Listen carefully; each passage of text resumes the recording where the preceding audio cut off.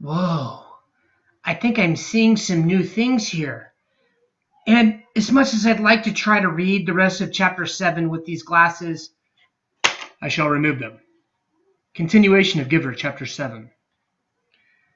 The assignments continued, and Jonas watched and listened, relieved now by the wonderful assignment his best friend had been given.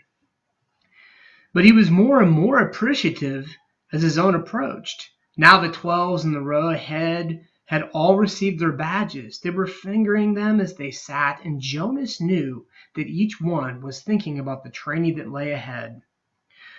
For some, one studious male had been selected as doctor, a female as engineer, and another for law and justice. It would be years of hard work and study. For others, laborers and birth mothers, would have a much shorter training period. 18, Fiona, on his left, was called. Jonas knew she must be nervous, but Fiona was a calm female. She had been sitting quietly, serenely throughout the ceremony. Even the applause, though enthusiastic, seemed serene when Fiona was given the important assignment of caretaker of the old. It was perfect for such a sensitive, gentle girl, and her smile was satisfied and pleased when she took her seat beside him again. Jonas prepared himself to walk to the stage when the applause ended and the chief elder picked up the next folder and looked down at the group to call forward the next new 12. He was calm now that his turn had come. He took a deep breath and smoothed his hair with his hand. 20, he heard her voice say clearly. Pierre. She skipped me, Jonas thought, stunned. Had he heard wrong? No, there was a sudden hush in the crowd as if he knew the entire community realized the chief elder had moved from 18 to 20, leaving a gap. On his right, Pierre, with a startled look, rose from his seat and moved to the stage. A mistake!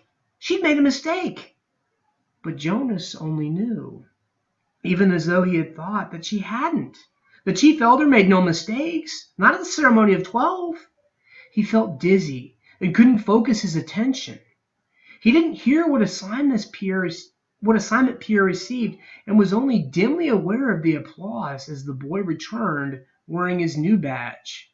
Then 21, 22.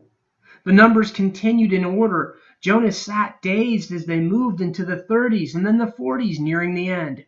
Each time at the announcement, his heart jumped for a moment, and he thought wild thoughts. Perhaps now she would call his name.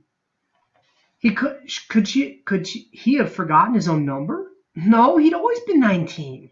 He was sitting in the seat marked 19. But she had skipped him.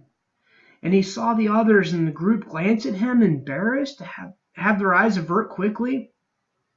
He was now worried with the face of his group leader. He hunched his shoulders and tried to make himself smaller in his seat. He wanted to disappear, to fade away, to not exist. He didn't dare turn to find his parents in the crowd. He couldn't bear to see their faces, darkened with shame.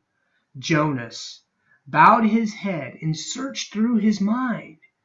What had he done wrong? Find out in the next chapter of The Giver.